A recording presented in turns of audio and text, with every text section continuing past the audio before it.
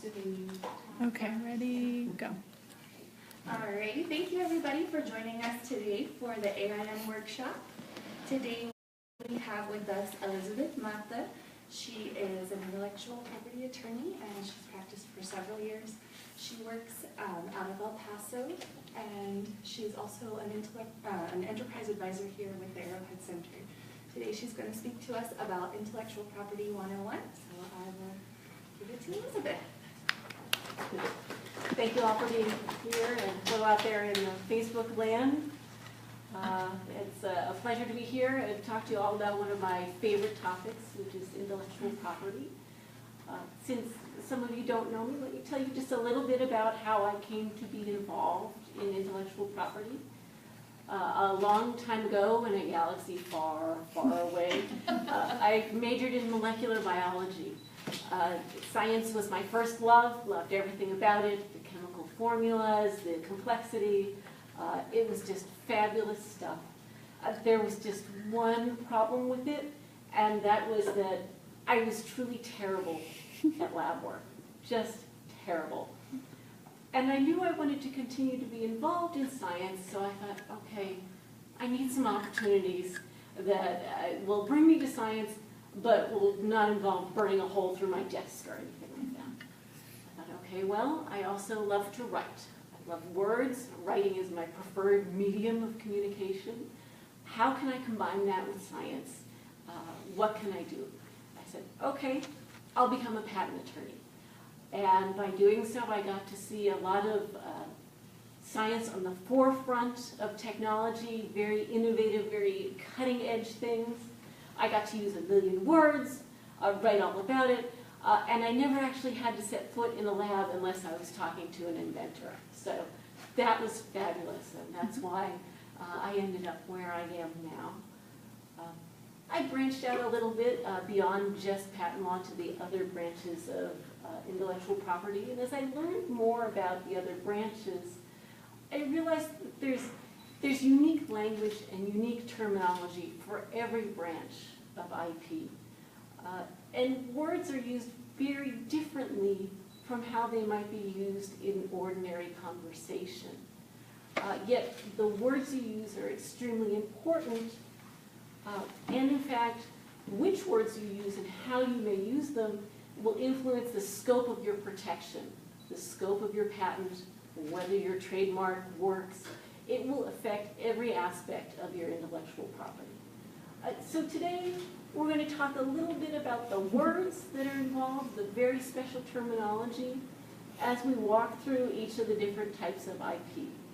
We'll talk a little bit about the subject matter that covers each branch, what the standards are, and a couple of pitfalls too, so that when you're looking to get your own IP, you know where the hazards lie. Okay. There are four main branches of IP: patents, trade secrets, copyright, trademark. There are certain similarities in how you go about obtaining some of them, some very critical differences. Ideally, in your company, you're using all of the different branches in conjunction to make a patchwork quilt that covers everything you're doing so that all your IP is protected thoroughly. We will start with patents. Patents are, in my opinion, it's the most complex branch of IP. There's a lot of moving parts, a lot of highly specific language.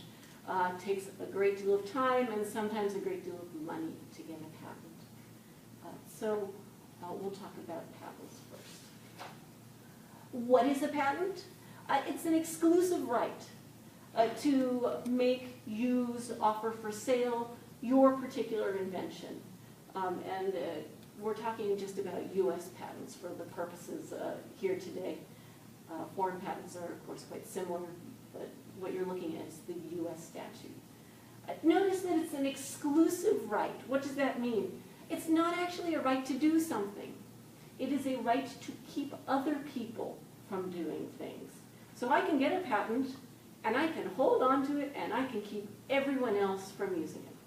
I don't actually have to do anything with it myself. That's kind of interesting. It's an exclusive right. What's covered by patents? There's really just huge, broad categories of the types of things that might be patentable. The statute itself just gives you some general categories: a process, a machine, a manufacture, a composition of matter, or an improvement on any of those things. All of those things are the general categories of what's patentable. You can see it doesn't actually need to be a tangible thing. It can be a process, and it can also be a tangible thing. What's not patentable? There are a few categories of things that are eliminated from being patentable. Laws of nature. I can't patent gravity. If I discover a new mineral, that's great, but I can't patent the mineral itself. If I can find a use for it that's unique, I might be able to patent that. Natural phenomenon, can't patent those. Abstract ideas and systems that depend only on human intelligence. If you need a human being to step in at the end of whatever method you're running and make the ultimate decision, that kind of takes things out of the realm of patentability.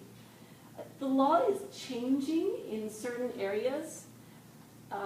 For example, genetics, diagnostics, things having to do with DNA, computer programs.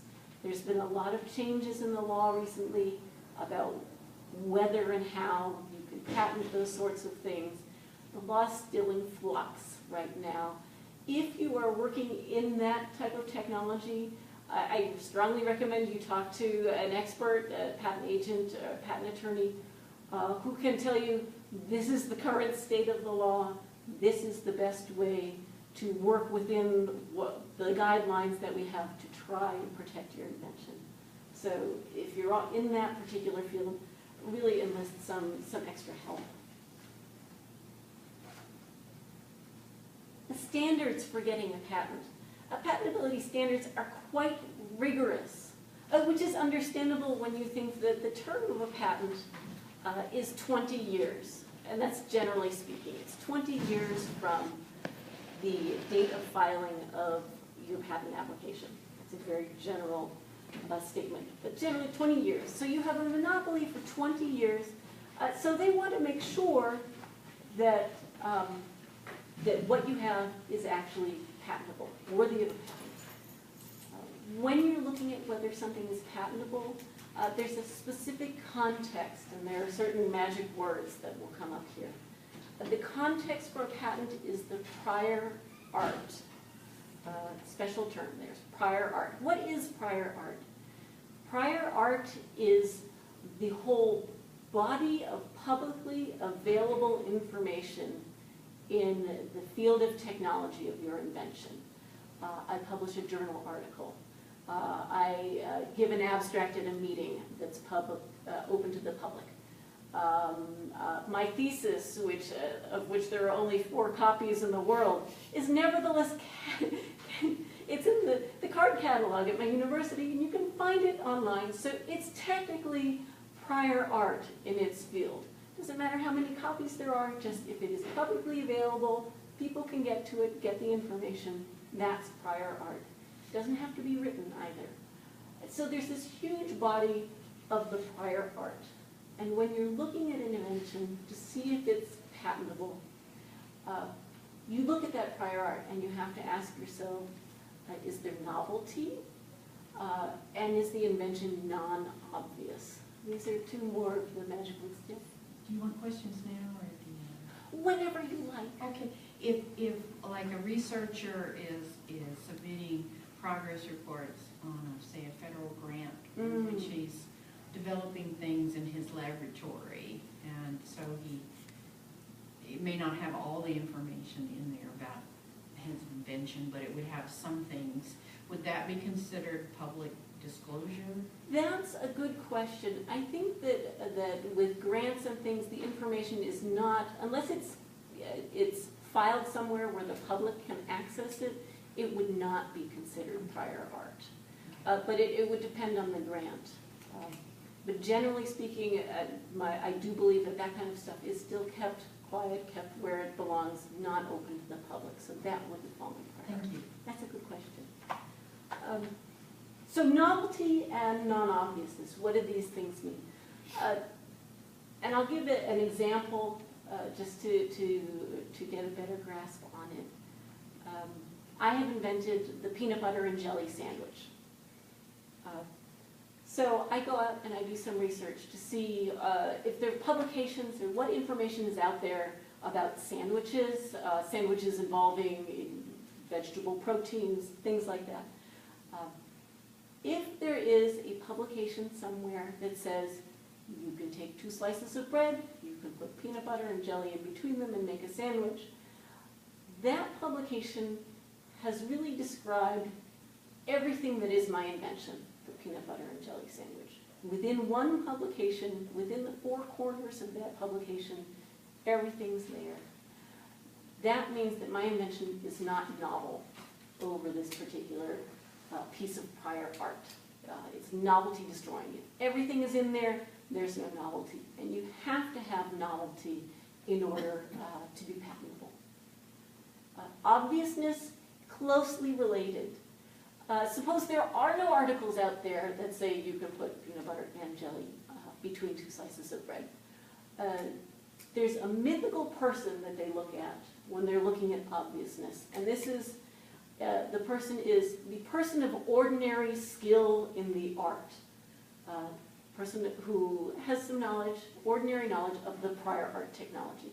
If that mythical person can look at the prior art and piece together the invention, then your invention is obvious. If I am a person of ordinary skill, I make sandwiches regularly, I keep up on journal publications on new inventions in sandwichdom. I read an article that says, you can put peanut butter between your slices of bread. And another article that says you can put jelly between 2 slices of bread. And there's another article that says, sometimes it's good to combine a protein source with a source of fructose in your sandwich. I might look at these publications, all of these pieces of prior art, and say, well, reading this, I see I could combine these things in peanut butter, jelly. I have the peanut butter and jelly sandwich. If I can do that as the mythical person of ordinary skill, that means that the invention is obvious to me. So you can see that the prior art and what is out there is extremely important when you're looking at whether something might be patentable. Always good to be aware of who's publishing what's out there in the field of technology. Keep an eye on it so you know whether you're going to meet novelty and obviousness standards for a patent. Another standard that just bears a little bit of mentioning, utility. It has to be useful. Generally speaking, if you have an engineering type of invention, utility is pretty much accepted, not really a big issue. It comes into play when you're dealing with things like medications, therapeutics. Do you have enough information that you can honestly say this particular new medication can be used, is useful for this particular treatment? So that's kind of a special situation, but if you're working in that field, also warrants thinking about. Something that can be particularly thorny when you're dealing with inventors, you need to make sure you have the right inventors on your patent application. It's extremely important. If you don't have the right inventors named, your patent can be invalidated. So you need to keep a very tight eye on who's an inventor. What's an inventor? An inventor is a person who contributes to the conception of the invention, that kernel of knowledge, that kernel of idea that grows into the full invention. You can have more than one inventor. You can have joint inventors. Together you sat down, hashed it out, ta-da, there it was, the kernel of your invention. You're both inventors. Inventorship, very different from authorship or even sometimes ownership. An example to make that clear, and this is purely hypothetical, I work in a lab and I invent something. I have this great new thing. I bring my invention to the head of my lab and say, look what I invented, isn't this cool? And the head of my lab says, that's awesome, let's write a paper about it. So together we sit down, we write a paper, we publish the paper, and I'm listed as one of the authors, my lab head is listed as the other author. You can see my lab head has not contributed to the kernel of the invention. Not an inventor, but nevertheless an author. And what if, in my employment contract with my laboratory, there's some language in there that says if you invent something, it is the property of the lab. I'm required to assign rights to my invention to the company I work for. They're going to own it. So you've got an owner, you've got your inventor, and you've got your author. These three are all very different. Sometimes they're the same. Most of the time, they're quite different. It's very important to get it right. There may be hard feelings involved. Sometimes you have personalities that are very forceful. Sometimes you have inventors who desperately want to thank someone for giving them that one sample that led to the invention, but they want to name them as an inventor. Can't do that. You have to find some other means to thank people for that type of contribution. You have to be very careful about who's an inventor, because wrong inventorship will invalidate your patent, and you will have gone through the whole patenting process in vain, and that's a lot of heartache and money and time lost. Let's talk about applying for patent. Just a little bit about this.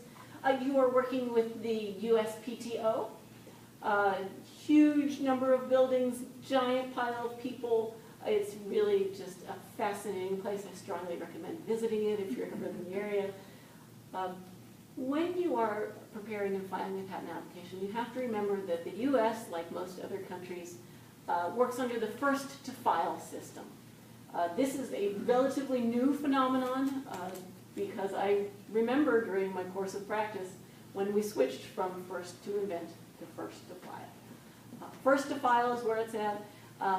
And this becomes important because you need to time that patent application exactly right. And there are a couple of competing considerations. The first being your data. Do you have information, do you have enough that when you write your patent application, you can write it in such full detail that that mythical person of ordinary skill in the art, who reappears often, that mythical person can sit down with your patent application and say, I can do this. It's been described so fully that I know how this works and I can do this. That's the requirement. When you file your patent application, you need that level of detail. You need to have all the information in there. So someone is able to pick up your patent and say, okay, I know how this works, I can do this. So that's a lot of information sometimes. And you have to balance that against possible publications.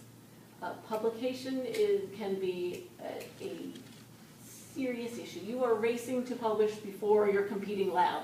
You know they're working on the same kind of thing. You want to get your paper out there first. You want the world to know you were there first. Okay, you need to get that publication out. But before you do so, it is absolutely vital that you get your patent application filed. Why? Because that publication is going to be part of the prior art that we were talking about. Now, there are some mechanisms where you can get a little wiggle room with your own prior art in the US. Those are very complicated. It's best to avoid having to use those mechanisms and file your patent application before you publish anything. With regard to foreign patents, you really want to make sure you file because you will lose all kinds of foreign rights if you publish before you file your patent application. And you can file a patent application in the US and then publish. That will still preserve your rights in foreign countries because you can piggyback off of your US filing. So really you want to make sure that application is in before you publish. Once it's in, you can talk about your invention, you can publish willy-nilly, do whatever you like, but get that application in first, because otherwise you might run into some serious problems with your own prior art, and that's a lot of heartache. A couple more pitfalls in patents. The biggest pitfall when you're dealing with patents and patent applications is cutting corners. We know it's really expensive, but you have to put in the time and the money at the onset to make sure you are in the best possible position to get a patent. Conduct a prior art search. Make sure you know what's out there. Make sure you know what's happening. So that when you write your patent application, you can write it carefully and tailor your words around what's out there to show how your invention is different. Set it up so that you look like you're novel and non-obvious over what's already out there. And you can only do that if you've done the searches and you know what the prior art says. And make sure you take the time to have a full and thorough application, because your patent is only as good as the words that are in it at the time it is filed. You can't supplement it later. You have to make sure all that detailed description is in there at the time of filing. Very important. So as hard as it is, make sure that you spend the time, energy, and money if necessary to really cover the bases right at the beginning, because it will make the process smoother in the end. You can do a lot to try and minimize your costs. When you're working with a patent agent or a patent attorney, let them know, these are the searches I've done. This is the closer prior art I've found. These are the people I know who are active in the fields. They might be publishing. These are the things we need to keep an eye on. This is what I think the invention is and what it can do and how it should be described. Give your patent agent, your patent attorney a hand. The more you put in, the more effort you take, the greater the chance that you can minimize the costs that you're dealing with. Okay? So that's patents. But we will move on to trade secret, which is really pretty much almost the exact opposite of a patent. Just for basic comparison, there's no application involved. There's no enabling disclosure involved. There's no trade secret office you have to deal with.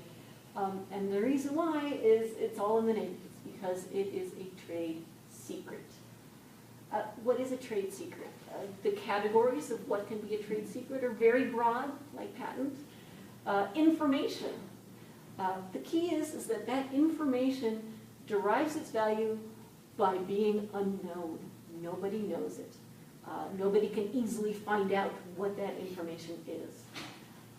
That information that is not generally known. And you're taking steps to make sure it stays not generally known. The key here is it needs to be secret. There may be some things that you're keeping as a trade secret that could actually be patented. A method, a technique, things like that. You can see some of the buzzwords also fall within patentable subject matter. This is a business decision, whether or not you decide to patent or go the trade secret route. The key thing that you want to keep in mind with the difference is the term. A trade secret can last potentially forever. If it still has value because nobody knows it and you are still working very hard to make sure nobody knows it, it can continue to be a trade secret for as long as you maintain that. How do you maintain secrecy? It's important to be kind of formal when you're dealing with trade secret. You really want to have written steps in place. We have a trade secret. I keep one copy of it here in the vault at my corporation. I keep the other in my bank vault. Only certain people are allowed access to it. We have strict rules about copying. You are not allowed to copy it.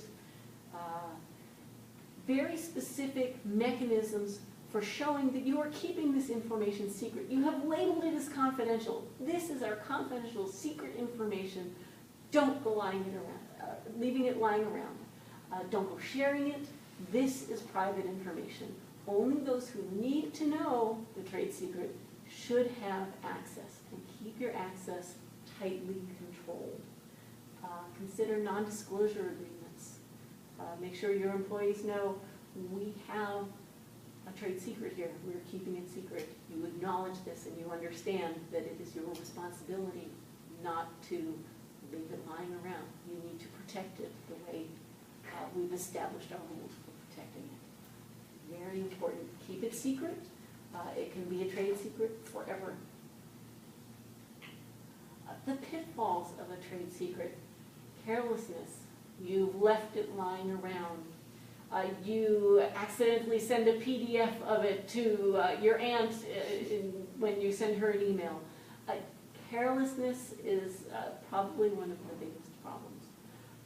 The other problem is actually accidental or disclosure or purposeful stealing of your information. You've been invited to participate in the TV show How It's Made, and they're going to come to your factory. They're going to film how your fabulous invention is made, what it does, how it works from start to finish. You don't want those cameras in there unless you're sure that the whole camera crew has been screened carefully, that they know what they can and cannot film, that they have all signed a non-disclosure agreement saying we will not talk about the process that is protected. The desire to be on television should not override your need to protect what is valuable to your company. The FBI has a great program dealing with economic espionage, theft of your IP. I strongly recommend having a chat with them. They have all kinds of information on the best way to set up to protect your trade secrets, to protect your factories, to protect your information. They're a very useful resource. They'll come and give you a talk on how best to protect it and keep your secrets secret, keep your information protected. Recommend them very highly as a resource. We will move on to copyright. Yes? So trade secret, the only way you would be able to use it financially for your purpose is that if you prove that somebody stole it? Well, the secret recipe for Coca-Cola, they're the only ones who have it. And in that respect, they have monopoly over the product. They're the only ones who can make it the way it is. That's how they're gaining the value. But if somebody comes and develops the same formula, Well, you're going to have to prove that it was stolen. the odds are good that with something that is a well-guarded secret like that. But yes, you're correct. You would have to prove someone else has stolen your secret. Usually there's a smoking gun. Somebody left the secret recipe in the copier.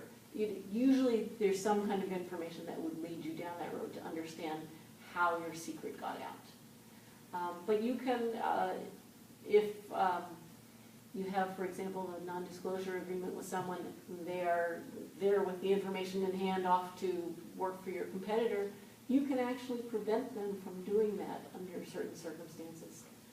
You bring them to court and say, no, they have our private information, they're going to our competitor, they have a non-disclosure, there's no way they won't disclose it, we need to continue to protect this material. And under limited circumstances, you can get the courts to prevent that kind of move to protect your information. So the best thing is to be preemptive, because you're correct. You have to otherwise figure out how they stole your stuff. And that can be trickier, which is why preemption is so important.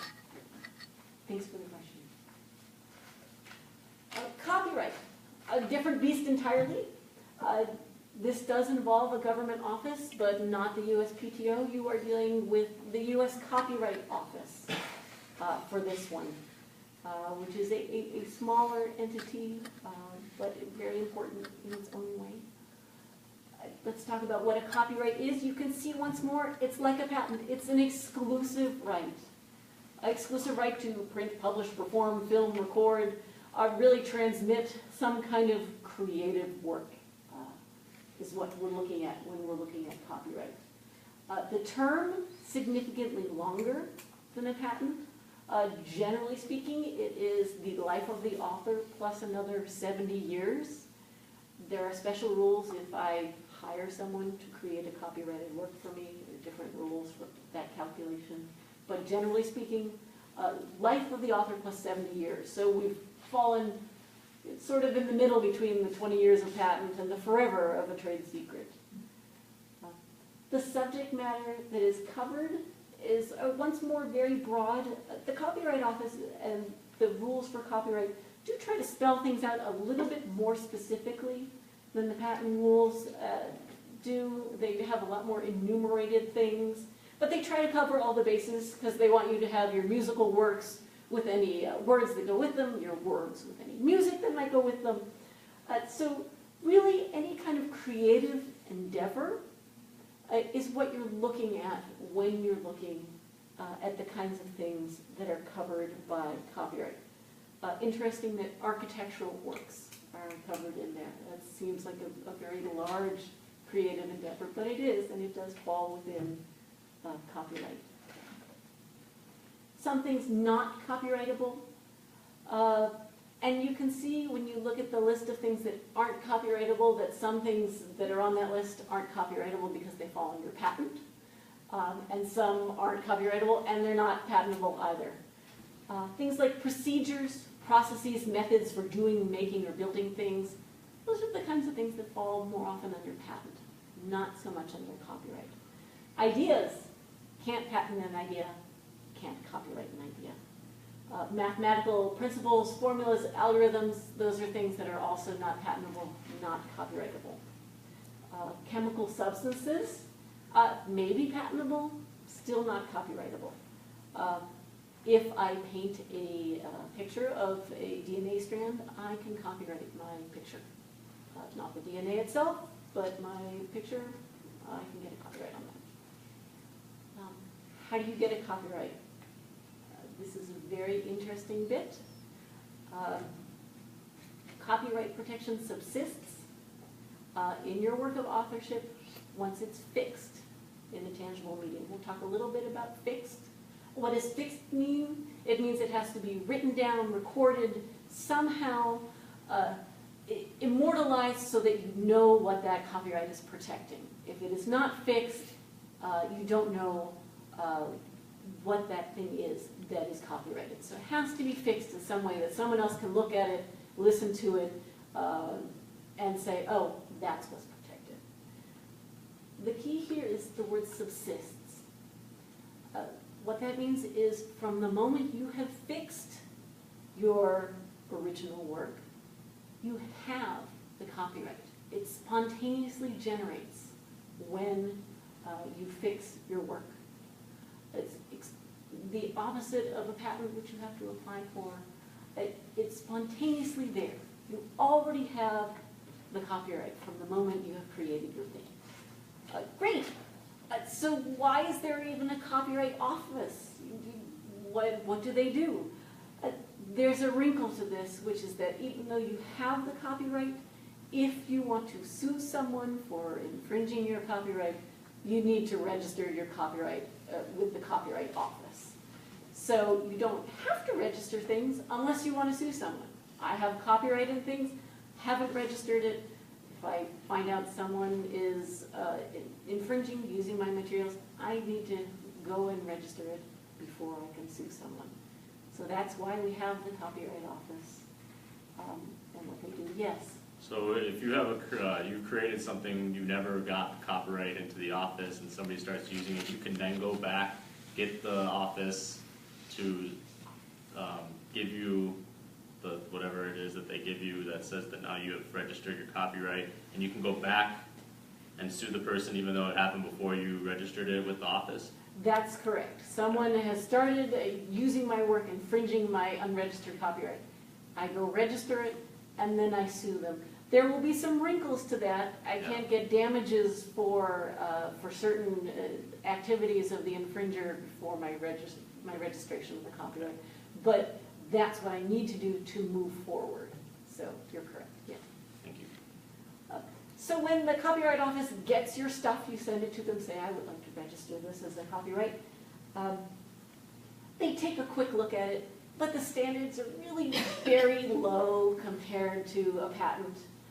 Really, you need some kind of minimal independent creation of this thing, just a little bit of creativity. I can't copyright a list of ingredients, but I could possibly copyright my recipe if I've written it in a certain way. It needs to, of course, be fixed because you have to provide a sample to the Copyright Office, and if it's not fixed, there is no sample. And weirdly, there needs to be a human author, and I like to mention that only because of this. You've all seen the monkey before. There was a great deal of litigation about this fabulous photograph, which this lovely beast actually took himself or herself, picked up the camera, took a selfie. And the photographer who set things up so that this could happen thought he had the copyright. And PETA said, well, no, the animal has the copyright. And there's just a great deal of litigation. It's actually fascinating reading. I recommend in your free time, go read about this. But it occupied a great deal of time and energy of the poor photographer. And we'll just go with, make sure you have a human author and avoid this kind of heartache. The Pitfalls copyright, if you don't register, you need to make sure you register properly if you're going to be suing someone for infringement. That's very important. Like with patents, you need to distinguish your author from your owner. I can sell my rights and my copyright in my work to someone else. So make sure you know who owns what you've sold when you sell something. And the trickiest one of all is, of course, enforcement. How do I know if someone's using my stuff? You have to really keep an eye on what's going on in your field, who's using what. It's important to be vigilant and to keep an eye on things so that you can act promptly if you discover that someone is using your materials. Our fourth and final branch of IP, trademark. We are coming around full circle to the Patent and Trademark Office, which is always nice. What's a trademark? The word here you want to think of is a brand. Your trademark is the word or the name, the symbol, the color. There are even a few trademarked smells. This thing that identifies a particular person or company as being the source of goods or services. So when you see that trademark, you think, oh, that's made by Adidas. I know that's going to be a quality good. You automatically associate whatever that trademark is with the person who provides the goods or services, the quality. You're using that word, that brand, to build your goodwill so that people will come and purchase your stuff in particular because they know it's associated with you and your high-quality work that you do. A trademark may potentially last forever. There are some rules about re-registering periodically, making sure you file documents, and that's important. But as long as you are using your trademark properly to identify the source of the goods or services that you are producing, your trademark can potentially last forever. Because we are back in the Patent and Trademark Office, we once more have standards for a trademark. And once more, we're looking at a particular context. When we were looking at patents, we were looking at prior art. When we were looking at trademarks, we're looking at the prior trademarks and trademark applications. It's very easy to search the U.S. Patent and Trademark Office databases to see what kinds of trademarks are in there, who's using what, when they filed it. Searching is the very first and instrumental part to contemplating registering, trying to get a trademark. We want to know what's out there. And when the Patent and Trademark Office is looking at your application, They're going to look and see, is there a likelihood of confusion between the trademark you want to use and the prior trademarks that are already out there? So am I using a word or a symbol or something that is confusingly similar? So someone picking up my goods and the other goods, they say, oh, well, these must come from the same source because they seem, this is essentially the same mark. And these marks are so similar, it must be the same source for these goods. That's what the Patent and Trademark Office is looking at. What's the source? Are people going to be confused about the source? So when you're picking your trademark, you want to go with something that's going to be very strong. The strongest trademarks are words that have nothing to do with the goods that you are selling. Xerox, Bluetooth. Never in a million years would you guess what Bluetooth meant. Very strong trademark. They've associated it specifically with what they're doing. It has nothing to do with what they're doing. It's a great mark, very strong. One of the other keys is making sure you identify your goods and services correctly. When you file an application for a trademark, you list the categories of goods or services that you're going to be using your mark for. I am going to be using my mark for my specialty line of peanut butter and jelly sandwiches. I'm going to be putting it on items of clothing. You need to make sure that you specify how you're using it, what kinds of goods are in there, because your protection only covers the types of goods you claim, what categories you claim. An example, Pandora.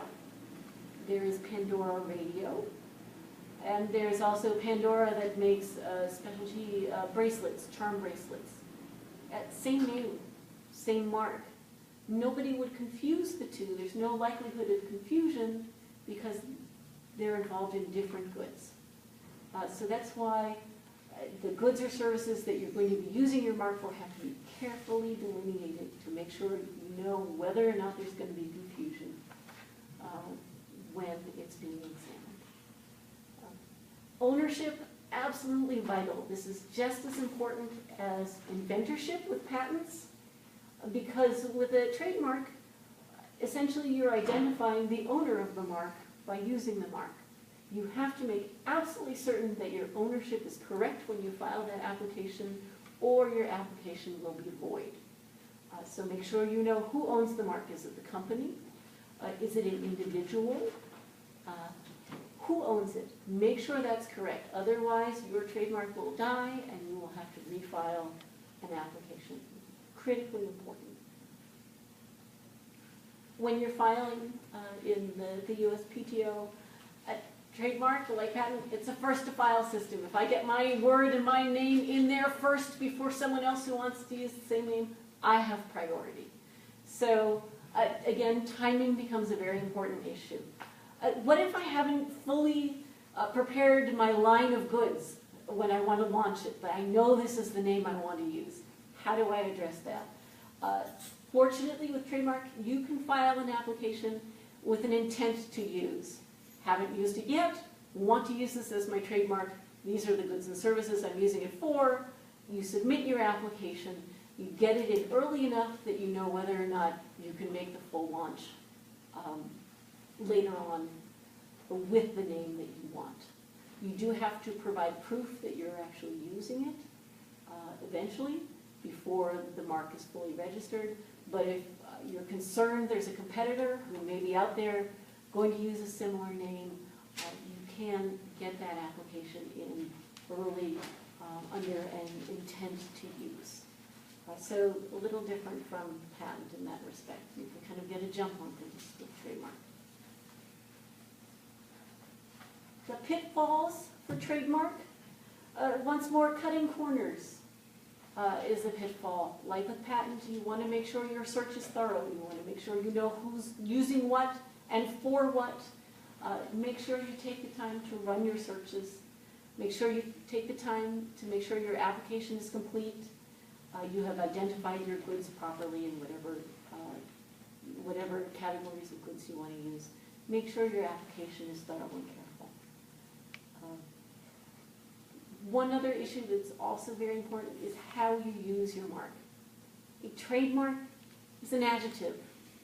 It's not a noun. And you need to treat it as an adjective. There was a time many years ago when Band-Aid, brand bandages, came out with a new ad campaign, and it had a jingle that went, "I'm stuck on Band-Aid because Band-Aid stuck on me."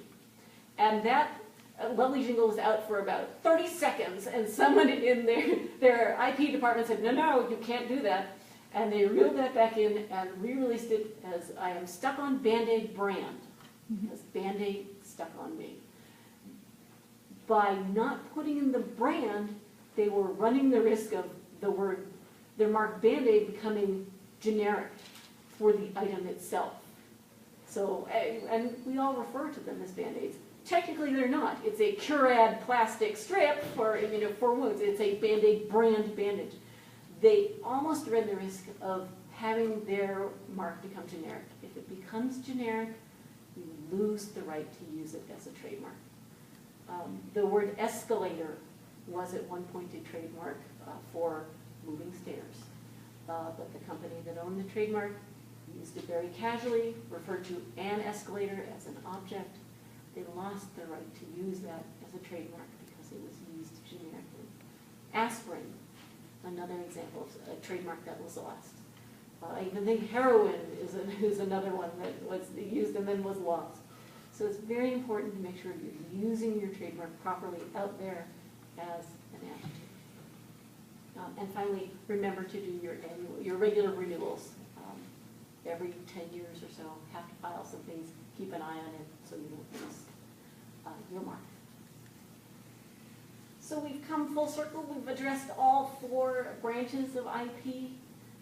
Hopefully you have learned a few key points and a few special words that you need to keep an eye on when you're dealing with your IP. If there are any additional questions, I will take them now. Yes? Can only an attorney file? No, and that's a very good question. You can do all these things yourself. I don't always recommend it, but you can file for your own trademark. You can register your own copyright. You can file for your own patent. You can do these things. And in fact, the Patent and Trademark Office and the Copyright Office have a lot of very helpful information, and they can walk you through the process. I don't necessarily recommend it because there are those intricacies and those special words and making sure things are just right that are so critical. And if you are spending the time and the money to try and get your IP, you want to make sure you don't accidentally shoot yourself in the foot by using words wrong. So you can, or you can do a lot of the process and then loop in an attorney later on in the process to make sure they have a once overlook to make sure you've done things properly.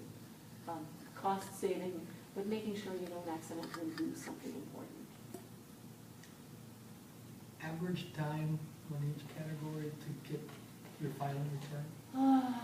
Average time to get your Patent your- or trademark, Yeah. start of the process to when you say, I got it. patent depends very much on the field of technology. The Patent and Trademark Office aims for 3 years from filing. This is their goal. For biotechnology, it takes longer. Engineering, they take shorter. Trademark, usually that's within a year or so, sometimes less. That's a pretty speedy process. Copyright, I'm not entirely sure, but that's registration, so I would imagine that might even be speedier. They just give it a glance, make sure you're good, send it back. That could be a month or less. And of course, trade secret, you don't register that anywhere. You just hoard that for yourself. So. Did you have a question? Yeah, do you have any tips or guidelines for doing a preliminary prior art search for patents? Yeah. You know, you want to go out there and look. Are there,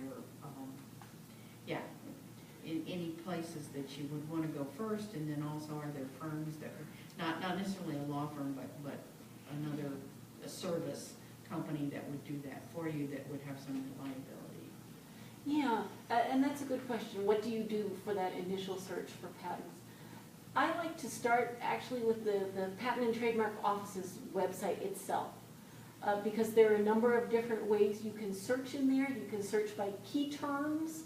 You can search by inventors, if you know who's active in the field. You can search by field of technology. They have a fairly user-friendly database where you can take an initial stab at things and see what's out there. And they have both issued patents and they also have published patent applications. It's important to look at both. But it's a very user-friendly mechanism there. And there are also search companies that's what they do. They do prior art searches. And they can be extremely useful. Oftentimes they'll match you up with a searcher who has expertise in your technology. I have a biotechnology search I want to run. Okay, they give you to the local biochemist who's there in their office, and you can explain the terms and what you're looking for.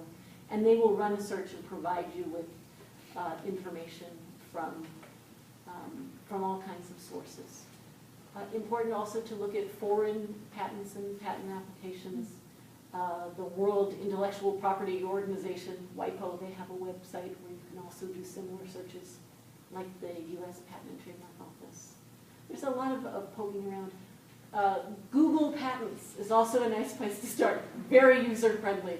I would also recommend taking a first stab using them. So, yeah, lots of options. Thank you. Can you tell us a little bit about the class that you'll be teaching next Oh, the semester? class! Everyone take my class! This will be the second time we're running the class. It is intellectual property for engineers and scientists. Don't let that scare you. It is listed under chemical engineering, but any type of scientist or entrepreneur who might be interested in learning more about intellectual property is welcome to sign up for the class. It's a whole semester of this, and in great detail. And by the time that you get through the entire semester, you will know exactly what pieces go into the applications for each type of IP and how you address problems when you're trying to get a patent or a trademark, and all kinds of different things. So I encourage you to look at the class and to sign up, because that would be swell. And that will be offered here at NMSU in the spring. So, Thank I think you. that's it. Thank Thank you, you. Elizabeth. And we'll host another AIN workshop in November. And thank you all. Have a great day.